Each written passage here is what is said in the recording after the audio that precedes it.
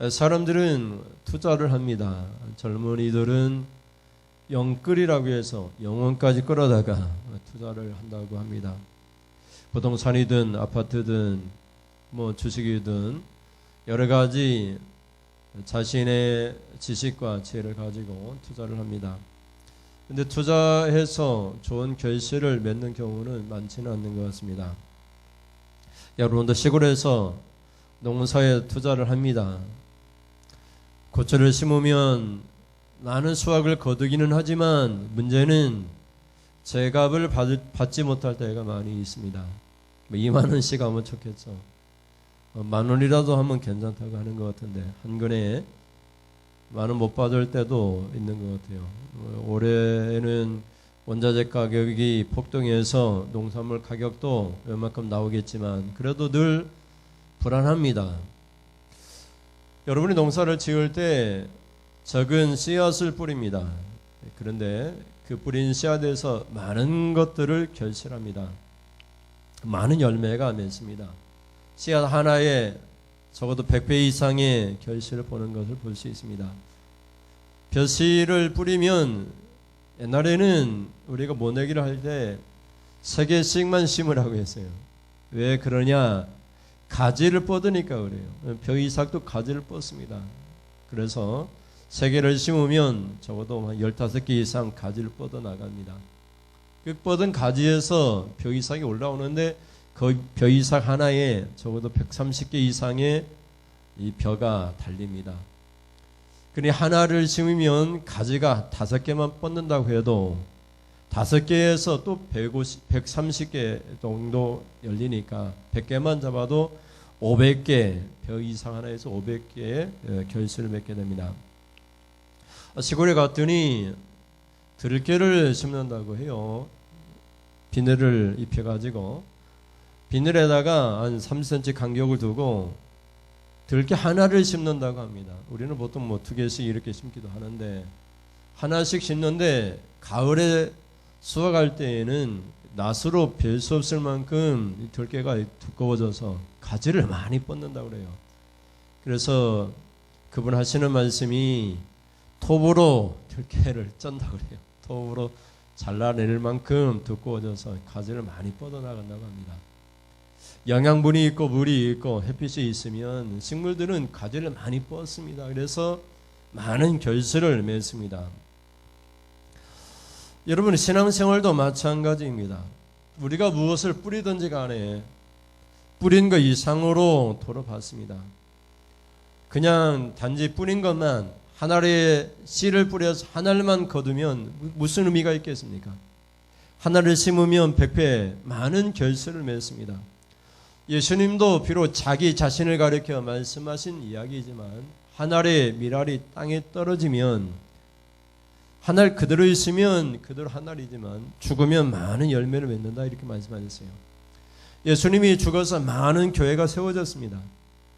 예수님이 죽어서 많은 구원받는 하나님의 자녀들이 생겼습니다.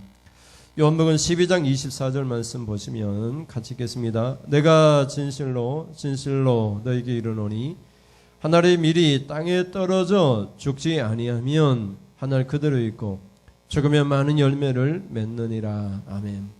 한 알이 많은 열매를 맺는 역사, 그것이 우리가 농사를 짓는 방법입니다. 가격이야 그것은 세상의 경제적인 원리니까 둘째치고 한 알의 씨앗을 뿌리면 많은 결실을 맺습니다. 많은 열매를 맺습니다. 우리의 삶도 마찬가지입니다. 여러분 나쁜 것을 뿌리면 나쁜 결과를 많이 거둡니다. 우리가 좋은 것을 뿌리면 좋은 결과를 많이 얻습니다. 그건 하나님께서 하시는 일입니다. 우리끼리는 주고받을 수 있습니다. 내가 규민이에게 빵 하나 주면 규민이가 저한테 빵 하나 줄 수 있습니다. 그래서 여러분 축의금도 다 기록해 놓잖아요. 누가 얼마 했는가를 살펴봐서 나도 그만큼 하잖아요. 누가 10만 원 했으면 내가 여유가 있어도 10만 원만 합니다. 저 사람이 좀 여유가 없어서 10,000원 했는데 내가 여유가 있어도 똑같이 10,000원 합니다. 그래서 인간들 사이에서 이루어지는 일이고 하나님 우리가 행하는 모든 일들을 보시고 그대로 하나님이 돌려주십니다. 돌려주시는데 그냥 돌려주시는 것이 아니에요. 오늘 본문이 얘기하는 것처럼 후히 되돌려주십니다. 후히. 악한 것들에 대해서는 심판으로, 악한 결실로 하나님이 되돌려주십니다. 그런데 그냥 돌려주시는 것이 아니라 누르고 흔들어서 넘치도록 안겨주신다라고 그렇게 오늘 본문이 우리에게 말씀하고 있습니다. 지금은 아닌 것 같지만 장차 심판대 앞에서 예수님이 그대로 그렇게 돌려주신다라고 말을 하고 있습니다. 하나를 뿌렸지만 많은 결실을 우리가 받게 될 것입니다. 그러면 우리가 돌아받는다고 했는데 그러면 어떻게 우리가 돌려받을 수 있습니까? 첫째 같이 보실까요? 사람에게 대접하는 대로 하나님이 대접하십니다. 너무나도 유명한 말씀입니다. 황금률이라고 얘기합니다. 황금은 변하지 않습니다. 그것처럼 변하지 않은 불변율, 결코 변하지 아니하는 율법, 변하지 않는 말씀이 있는데 그 말씀이 31절에 기록되어 있습니다. 31절에 보면 남에게 대접을 받고자 하는 대로 너희도 남을 대접하라. 아멘. 제가 여러 번 이 말씀을 설교를 드렸습니다. 앞에 나와 있는 남은 하나님입니다. 누구든지 신앙생활하는 우리는 하나님께 대접을 받고 싶습니다. 여기서 대접은 축복이라고 볼 수 있어요. 누구든지 신앙생활하는 성도들은 하나님께 대접을 받고 축복을 받고 싶습니다. 하나님 축복해 주십시오. 하나님께 기도도 합니다. 내가 전도를 하며 하나님께 복을 받을까? 전도도 해봅니다. 근데 오늘 본문에서는 하나님께 대접을 받고자 한다면 조건이 붙습니다. 그와 똑같이 하나님이 하시기 때문에 조건이 붙습니다. 하나님께 축복을 받고자 한다면 축복을 받고자 하는 그대로 남에게 하라고 말씀하고 있습니다. 뒤에 있는 남은 우리 사람들끼리의 관계를 얘기합니다. 하나님께 축복을 받으려면 사람을 잘 대접해야 됩니다. 예준이를 잘 대접하면 하나님이 나를 축복해 주십니다. 어린아이라고 해서 업신여기면 안 되고 누구든지 간에 하나님께 하듯이 하면은 하나님께서 복을 주십니다. 하나님이 그것 보고 축복해 주시는 거예요. 그게 사람 살아가는 세상입니다. 믿는 사람이 살아가는 세상이에요. 우리가 하나님께 직접 할 수가 없잖아요. 보이지 않는 하나님께서 우리가 드린 것을 어떻게 받겠습니까? 하나님께서 그것을 우리 옆에 있는 하나님 형상으로 지음받고 예수 그리스도의 피로 하나님의 자녀가 된 성도들끼리 서로 대접하면서 살면은 하나님 그것 보시고 축복을 약속해 주고 있는 것입니다. 근데 여러분, 하나님께서 우리가 어떻게 하느냐에 따라서 그대로 하나님께서 갚아주시는데 부정적인 것도 있습니다. 남을 비판하고 또 남에게 이걸 해라 저래라 또 남에게 잘못했다 잘했다 이렇게 한다면 우리가 심판을 받게 된다고 성경은 얘기하고 있습니다. 어떤 사람에게 우리가 어떻게 하느냐에 따라서 하나님이 그대로 하나님께서 행하신다는 것입니다. 37절 말씀을 보십시오. 37절에 비판하지 말라 그리하면 너희가 비판을 받지 않을 것이요 정죄하지 말라 그리하면 너희가 정죄를 받지 않을 것이요 용서하라 그리하면 너희가 용서를 받을 것이요. 아멘. 비판하면 비판을 받습니다. 우리가 누굴 판단하며 하나님 우리를 심판하십니다. 비판이라고 하는 뜻은 심판을 의미하고 있습니다. 여러분, 하나님께 심판받기를 원하지 않습니다. 여러분은 다 구원받기를 원합니다. 근데 남을 판단하고 남을 비판하면 남의 잘못을 지적하며 하나님께서 우리의 잘못을 지적하십니다. 우리가 누가 잘못했다고 너 죄지었지 정죄하면서 손가락질하면 하나님께서 우리를 죄인 취급하신다라고 분명히 말씀하고 있습니다. 그래서 비판하지 말아라. 그럼 너희가 심판을 받지 않을 것이다. 누구에게 죄가 있다고 말하지 마라. 그럼 너희도 죄가 있다고 하나님께서 말씀하지 않을 것이다. 남을 용서해라. 그럼 너희도 용서를 받을 것이다. 반대로 너희가 용서하지 않으면 하나님께서도 너희를 용서하지 않을 것이다. 하나님 우리가 어떻게 사람들에게 행하는 그대로 하나님께서 그대로 갚아주십니다. 비판하는 사람들에게는 심판으로 갚아주시고 죄인 취급하고 사람들에게 너 죄 있다고 말하면 하나님께서 우리를 너 죄 있다, 너도 죄 있다 말씀하시고, 우리가 용서하면 하나님 우리 죄도 용서하시고, 우리가 남에게 용서하지 못하고 그 아주 사소한 것까지 가지고 삐져가지고 그리고 상처받은 채로 있으면 하나님께서도 우리 용서하지 않는다라고 그렇게 말씀하고 있습니다. 그러므로 되돌려 주시는데 하나님께서 우리가 어떻게 하느냐에 따라서, 사람에게 어떻게 대접하느냐에 따라서 하나님은 그대로 되돌려 주십니다. 그래서 되돌려 주시는데 그대로 되돌려 주시지만 넘치도록 되돌려 주십니다. 넘치도록. 후히 되돌려 주십니다. 그냥 그대로만 되돌려 주시는 것이 아니라 더 넘치도록 되돌려 주신다라고 말씀을 하고 있습니다. 여러분에게 하나님께서 축복으로 대접해 주시는 그런 역사가 있기를 주님의 이름으로 축원을 드립니다.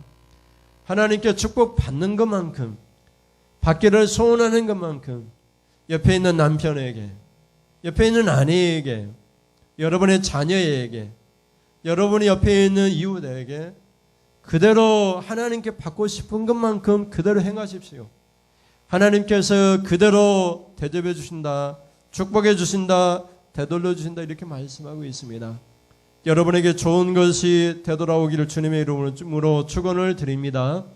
둘째는 같이 읽겠습니다. 둘째, 하나님이 자비로우신 것처럼 자비로워야 합니다. 여러분, 고슴도치도 자기 새끼를 사랑합니다. 제가 여러 번 말씀드렸습니다.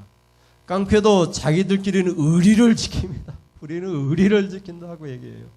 자기들끼리는 사랑합니다. 정말 세상에서 손가락질 당하는 그런 사람도 자기 자식은 사랑해요. 자기 친척들은 사랑합니다. 친척들은 죽고 못 살아요. 근데 이것이 오늘 성경에서는 죄인들의 특징이라고 얘기하고 있어요. 하나님 믿는 백성들은 자기들끼리만 사랑하는 것이 아니라 모든 사람을 사랑해야 된다라고 말을 하고 있어요. 제 후배 목사가 뉴질랜드에서 목회를 그만두고 미국을 얼마 전에 귀국을 했습니다. 페이스북에 보니까 이런 글을 남겼어요. 같이 볼까요? 좋아하는 사람은 무슨 짓을 해도 예뻐 보이고 이해가 된다. 그러나 좋아하지 않는 사람은 아무리 잘해도 미운 구석이 보인다. 사람은 저 사람이 나를 좋아하는지 좋아하지 않는지 다 느낄 수 있다. 분명히 맞는 말입니다. 저 사람이 나를 좋아하는지 눈빛만 봐도, 얼굴만 봐도 알 수 있어요. 강아지 새끼도 주인이 지나가는 사람이 자기를 사랑하는지 자기를 예뻐하는지 알 수가 있어요. 세상 살아가는 사람들의 모습입니다. 그런데 예수님은 이것이 죄인들의 특징이라고 말씀하고 있어요. 여러분, 하나님은 누구에게나 자비롭습니다. 누구에게나 햇빛을 비춰주십니다. 의로운 사람이라고 햇빛을 많이 비춰주는 거 아닙니다. 나쁜 사람이라고 햇빛을 안 주는 것이 아니에요. 나쁜 사람이라고 비를 내리지 않는 것이 아니에요. 모든 사람에게 동일하게 햇빛을 내려주십니다. 비를 내려주십니다. 모든 사람을 하나님은 사랑하십니다. 하나님은 기다리고 심판날까지 모든 사람을 기다리고 인내하고 계십니다. 32절 말씀 보십시오. 여러분, 성경을 보면 32절에 너희가 만일 너희를 사랑하는 자만을 사랑하면 칭찬받을 것이 무엇이냐? 죄인들도 사랑하는 자를 사랑하느니라. 아멘. 아니, 나를 사랑하는 자, 내가 사랑하는 자를 사랑하는 것이 뭐가 잘못입니까? 근데 하나님은 그것 가지고 칭찬하지 않는다는 거예요. 하나님은 그것 가지고 믿는 사람의 특징이라고 말하지 않는다는 거예요. 그 특징은 죄인들의 특징이라고 말을 하고 있습니다. 자기를 사랑하는 자, 자기가 사랑하는 자만을 사랑하면 하나님께 칭찬받을 것 자체가 없어요. 그건 누구나 하는 일이니까. 짐승도 그 정도는 합니다. 짐승도 자기 새끼는 사랑해요. 자기가 사랑하는 사람은 사랑합니다. 그러나 우리는 하나님의 형상으로 지음받은 하나님의 백성들이고 우리는 하나님의 사랑을 받은 사람들입니다. 우리는 십자가 예수 그리스도의 십자가의 사랑을 느끼고 알고 체험한 사람입니다. 그렇기 때문에 우리만 사랑하는 자를 사랑하는 것이 아니에요. 우리가 사랑하는 자만을 사랑하는 것이 아니라 모든 사람을 사랑해야 됩니다. 오늘 성경에서는 원수를 사랑하라고 말씀하고 있어요. 35절에 가면 이따 보겠지만 33절에 보면 33절에 볼까요? 죄인들의 특징이 또 나옵니다. 33절에 너희가 만일 선대하는 자만을 선대하면 칭찬받을 것이 무엇이냐? 죄인들도 이렇게 하느니라. 아멘. 선대라고 하는 이 단어는 좋은 일을 한다 이 말이에요. 나에게 좋은 일을 해주는 사람에게만 나도 좋은 일을 해줘요. 나를 이뻐하는 사람에게만 나도 예뻐해요. 그건 죄인들의 특징이에요. 죄인들. 그건 믿는 사람의 특징이 아니에요. 믿는 사람들은 그렇게 하지 않습니다. 믿는 사람들은 여러분 자기에게 좋은 일하고 나를 좋게 여기고 나를 존대하고 존경하는 사람들, 그런 사람들에게만 잘하는 것이 아니에요. 여준이가 왔는데 여준이가 나한테 인사를 90도로 인사해요. 그럼 나도 90도로 인사해요. 근데 또 옆에 예준이 친구가 있는데 그놈은 나한테 인사도 안 해. 그래도 인사를 해야 돼. 예준이 친구 안녕 인사를 해야 돼요. 저놈은 매일 나한테 인사도 안 해. 나도 안 할 거야. 그것이 아니라 만날 때마다 인사를 해야 돼. 반갑게 인사를 해야 돼. 안녕하세요. 잘 지내세요. 어떻게 지내십니까? 인사를 해야 돼요. 누구든지 간에 만나는 사람들에게 인사를 해야 됩니다. 근데 여러분 우리는 어떻습니까? 그렇지 못하다는 것을 우리도 고백합니다. 교회에서 일이 벌어지면서 예배 끝난 다음에도 우리는 인사에 대해서 그렇게 이 오늘 본문이 얘기하는 것처럼 인사하지 못합니다. 정말 남과 다를 바 없이 그냥 지나쳐 버릴 때도 있습니다. 그것이 얼마나 우리에게 죄인의 특징이라고 말씀하고 있습니까? 34절에 보면 또 다른 죄인의 특징이 나옵니다. 34절에 보면 너희가 받기를 바라고 사람들에게 구워주면 칭찬받을 것이 무엇이냐? 죄인들도 그만큼 받고자 하여 죄인에게 구워주느니라. 아멘. 여러분 우리가 남에게 돈을 빌려줄 때요 이자를 생각합니다. 얼마 이자를 줄 거니? 이자를 생각합니다. 은행에 돈을 맡길 때에도 이자를 많이 주는 곳에 맡기잖아요. 그런데 믿는 사람은 그렇게 하지 않는다는 거예요. 이자를 생각하지 않고 구워준다는 거예요. 심지어 구워줄 때 받을 생각도 하지 않을 경우도 있습니다. 별일을 생각하지 말고 별일을 생각하고 구워주지 말라고 얘기를 합니다. 그러면 믿는 사람의 특징이 뭡니까? 35절 앞에 있는 화면을 볼까요? 35절을 보면 오직 시작 오직 너희는 원수를 사랑하고 선대하며 아무것도 바라지 말고 구워주라. 그리하면 너희 상이 클 것이요 또 지극히 높으시니 아들이 되리니 그는 은혜를 모르는 자와 악한 자에게도 인자하시니라. 아멘. 하나님이 이와 같으시다. 너희도 하나님과 같이 자비로운 자가 되라. 여러분 우리가 하나님을 믿습니다. 하나님처럼 자비로운 자가 되기가 쉽지 않을 것 같아요. 그러나 하나님께서는 오늘 본문에서 하나님이 자비로우시니까 너도 하나님처럼 자비로운 자가 되라 이렇게 말씀하고 있어요. 원수를 사랑하라. 원수를 미워하지 마라. 원수에게 좋은 일을 해라. 선대하라 말씀하고 있어요. 아무것도 남에게 바라지 말라는 거예요. 여러분 병든자가 있을 때 저 사람이 내가 아플 때 안 찾아왔네 나도 안 갈까요? 그러지 말고 아무것도 바라지 말고 그냥 해주라 이 말씀하고 있어요.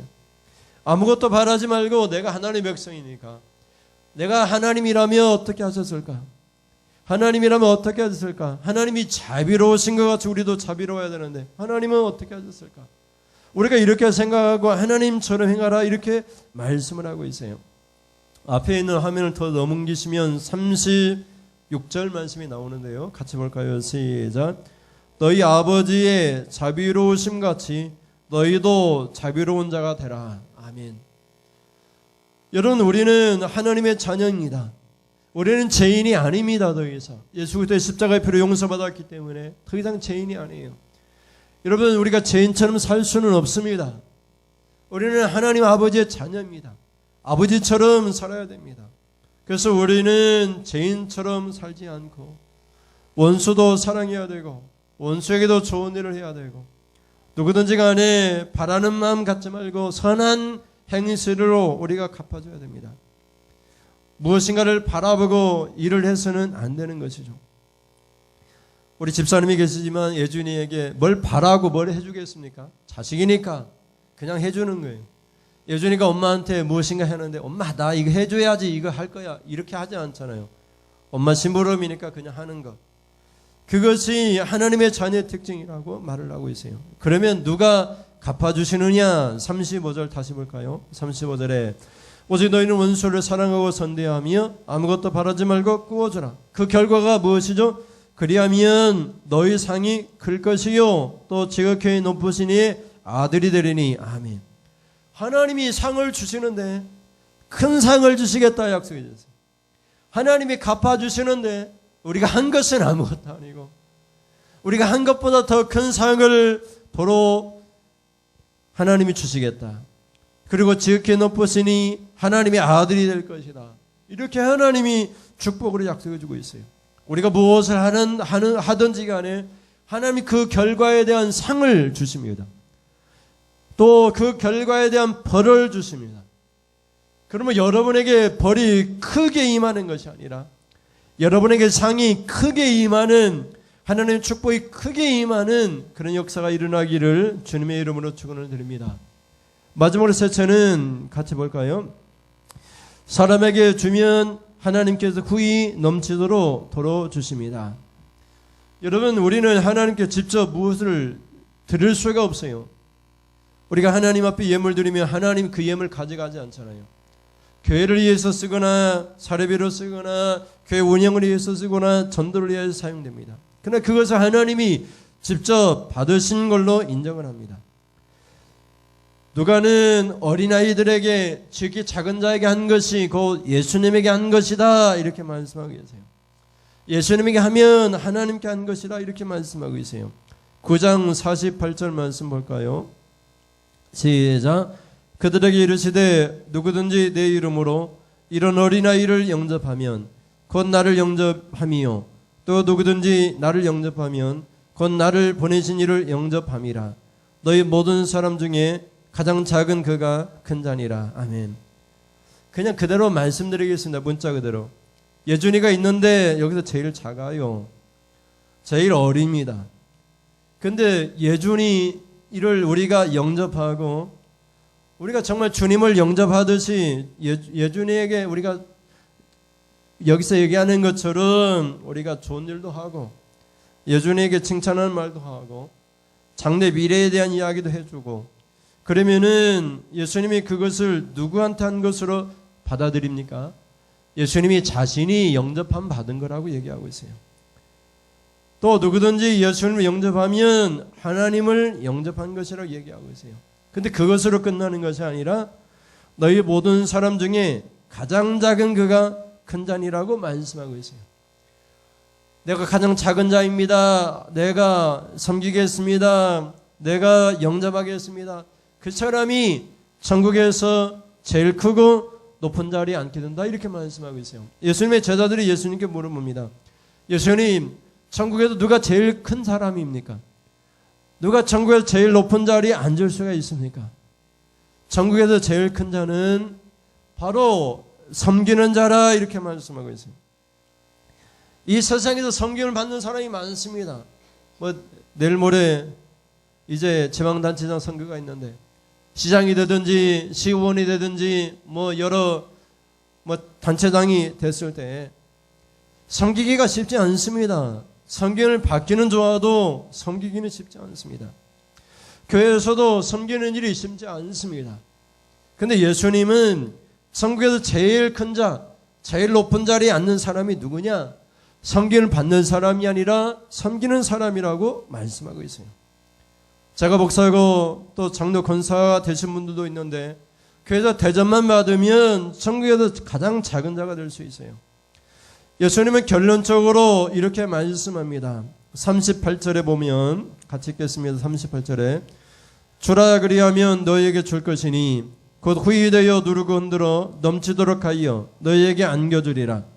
너희가 헤아리는 그 헤아림으로 너희도 헤아림을 도로 받을 것이니라. 아멘. 우리 성경에는 그냥 주라 하니까 그러니까 누구한테 주는지 분명하지 않습니다. 여기는 남에게 주라 이렇게 말씀하고 있어요. 그리하면 하나님이 너희에게 줄 것이다 이렇게 말씀하고 있어요. 우리가 사람에게 어떻게 하느냐 그것을 보시고 하나님께서 그대로 하나님께서 우리에게 베풀어 주십니다. 우리가 남을 비판하면 하나님 우리를 심판하시고 그것도 후히 되어 누르고 흔들어 넘치도록 심판하십니다. 새 번역 성경을 볼까요? 38절에 새 번역을 보면 더 분명하게 번역을 하고 있습니다. 같이 볼까요? 시작. 남에게 주어라 그리하면 하나님께서도 너에게 주실 것이니 대를 누르고 흔들어서 넘치도록 구하게 되어서 너희 품에 안겨주실 것이다. 너희가 대질하여 주는 그대로 너희에게 도로 되어서 주실 것이다. 아멘. 오늘 본문을 통해서 우리가 깨닫는 것은 하나님께 대접을 받고자 하는 대로 너희도 남을 대접하라 이렇게 말씀하고 있습니다. 우리가 하나님께 축복을 받고 싶습니다. 그러니 어떻게 축복을 받을 수 있습니까? 사람들에게 하나님께 축복을 받고 싶은 대로 사람들에게 축복을 비면 하나님께 축복을 받습니다. 사람들에게 비판하면 하나님께 심판을 받습니다. 사람들에게 너 죄인이야 이렇게 말하면 우리가 하나님께 죄인 취급받습니다. 우리가 사람들을 용서하면 하나님께서 우리를 용서하십니다. 우리가 어떻게 사람들이 대접하느냐 그대로 하나님이 대접하신다. 이게 첫째 주제고요. 두 번째는 하나님이 자비로우신 분이기 때문에 우리도 자비로운 자가 되어야 된다고 말씀드렸습니다. 죄인들의 특징은 자기한테 잘하는 사람에게 잘하고 자기를 사랑하는 자에게 사랑하고 자기에게 좋은 일 하는 사람에게 좋은 일을 합니다. 그러나 35절이 얘기하는 것처럼 오직 믿는 신자는 원수를 사랑하고 선대하고 아무것도 바라지 말고 구워져야 됩니다. 그러면 상이 클 것이다. 축복이 크게 임할 것이다. 지극히 높으신 하나님이 아들이라 불릴 것이다. 이렇게 말씀하고 있습니다. 오늘 본문 38절에서도 남에게 주면 하나님께서 우리에게 주실 것이라고 말씀하고 있어요. 우리가 하나님 앞에 헌금을 많이 하면 하나님께 복을 받는 것이 아니라 남에게 주는 삶을 살면 하나님께서 우리에게 주시는데 그냥 주시는 것이 아니라 후히 되어서 누르고 흔들어서 넘치도록 하여 주신다라고 말씀하고 있습니다. 여러분 하나님과의 관계는 우리 이웃과의 관계에서 그대로 표현됩니다. 하나님을 사랑하는 사람은 사람을 사랑하게 되어 있어요. 하나님을 사랑하는 사람은 하나님께 축복받는 사람은 사람을 축복하게 되어 있어요. 사람에게 주는 사람은 하나님께서 주시는 축복을 받게 됩니다. 그것도 그대로 우리가 받기는 하지만 후히 되어주시고 누르고 흔들어서 넘치도록 안겨준다라고 말씀하고 있어요. 그런 은혜가 여러분 가운데 있기를 주님의 이름으로 축원을 드립니다. 기도하겠습니다. 하나님 아버지, 오늘 우리는 우리가 행하는 그대로 하나님이 도로 갚아주신다 이 말씀을 주여 말씀을 들었습니다. 이제 하나님께 축복을 받기 위하여 사람을 축복하겠습니다. 하나님께 심판받지 않기 위하여 사람을 비판하지 않겠습니다. 사람들을 죄인 취급함으로 하나님께 죄인 취급받는 그런 어리석은 삶을 살지 않겠습니다. 이제 우리는 하나님이 자비로우신 것처럼 자비로운 자가 되기를 원합니다. 원수를 사랑하고 선대하며 이자를 바라고 무엇인가를 바라고 사랑을 실천하거나 베풀지 않겠습니다. 그러면 하나님께서 우리에게 상이 크게 임하게 하시고 지극히 높으신 하나님의 자녀의 특징이라고 우리에게 말씀하셨습니다. 주는 삶을 살 수 있도록 우리에게 넉넉한 경제적인 여건을 허락하여 주옵소서. 우리 손이 닿는 모든 곳마다 물질적인 축복이 임하게 하셔서 도움이 필요한 사람에게 주면서 하나님이 후히 되어 누리시는 그 축복을 받아 누릴 수 있도록 하나님 인도하여 주시옵소서. 하나님 앞에 귀한 예물 드립니다. 감사해서 감사의 예물을, 생일을 맞이해서 생일 예물을, 주정감사 예물을 하나님 앞에 드립니다. 하나님 생일 맞은 아버지 하나님 주여 사모에게는 하나님 축복해 주셔서 비록 힘든 삶 가운데 있지만 하나님께서 복의 복을 주시고 이 땅에 사는 삶 가운데 오늘 하루가 가장 행복한 날이 될 수 있도록 날마다 동행하시고 날마다 행복한 삶이 되도록 기도하는 대로 응답하시고 축복 내려주시옵소서. 자녀가 잘 되어지고 저들의 직장의 일들이 해결될 수 있도록 학업의 일들이 하나님 축복 가운데 끝날 수 있도록 하나님 인도하여 주시옵소서. 감사의 예물을 드립니다. 사랑하는 집사님, 감사의 예물을 드리오니 그 감사한 그 예물 가운데 감사할 일들이 많아지게 하여 주옵소서. 모든 일들이 감사가 넘치게 하여 주옵소서.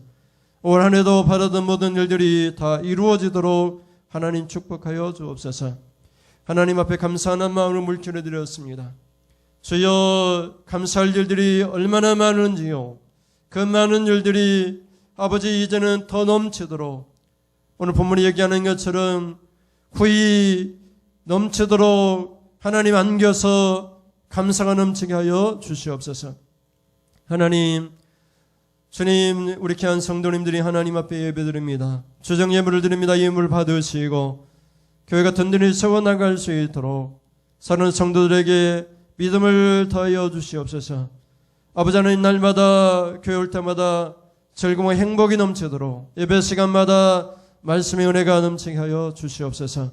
이제 돌아가는 발걸음입니다. 무더운 더위가 계속되고 있습니다. 가뭄이 해결될 수 있도록 단비를 내려주시고 우크라이나 전쟁이 속히 끝날 수 있도록 세계적인 경제적인 문제가 해결될 수 있도록 속히 살아계신 역사 하나님 보여주시옵소서. 오늘도 하나님 행복한 주일, 복된 거룩한 주님의 날 될 수 있도록 붙들어 주시옵소서. 말씀을 듣고 돌아가는 성도를 축복하여 주옵소서. 믿음 예수님의 이름으로 기도드립니다. 아멘.